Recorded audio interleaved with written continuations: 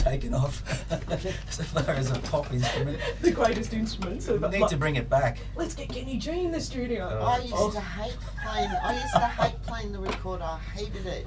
What did you play, Cece? Oh, I can't remember now. London Bridge is Falling Down, I think. I hated it, and I remember going home and having to practice. You can blow too hard on those recorders, that's the problem.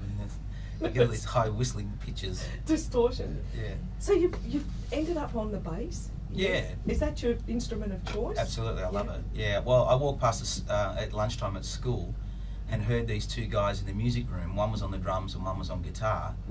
And I thought, I want to be a part of that. So I walked in with my saxophone to want to jam. And they were doing, I think they were doing Sex Pistols songs or something like that.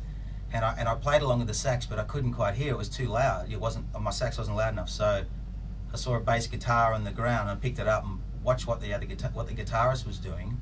And it looked fairly simple. Oh, yeah, you just put your finger there. Okay, that looks pretty easy. And then I was hooked ever since, you know. And so I just told my dad that I play bass now, so he went and bought me one. And just bothered the neighbours for about 15 years. Lucky neighbours. Yeah, lucky neighbours.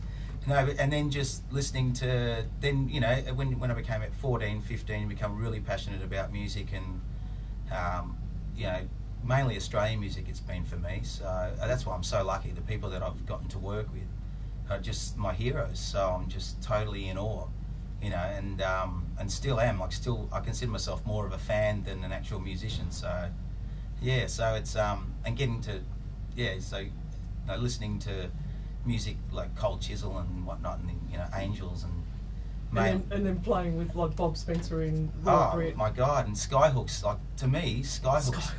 That was.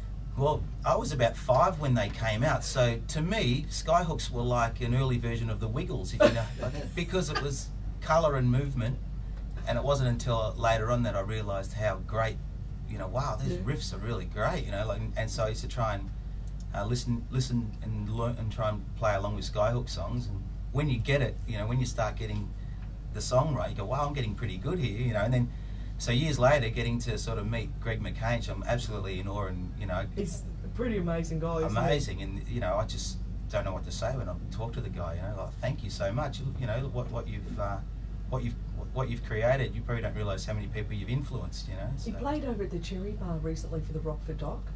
And just his presence on the stage is enough, isn't it? Because you don't see a lot of him now. And to experience him and Bob Starkey on the stage, it was something else. That was only, what 6 weeks ago or something? And he was at Royal Brit, and because I'd had a few those drinks of mine, and I went and said, he was standing next to Mick, and I went to say to Mick, you know, great show, whatever. You were still packing up on the stage. I go, hi, how are you, and all that. And as I walked upstairs, she goes, do you know who that was? I go, no, because I always know him by the hat. And she goes, it's Greg. So don't take your hat off, Grace, because she won't recognise you. Greg McCain. And I went, I thought I was going to have a seizure, because I was just, you know, so close to him, and I said, hi, how are you? You should stop eating those cookies. It wasn't, it was those few drinks I had. For our listeners,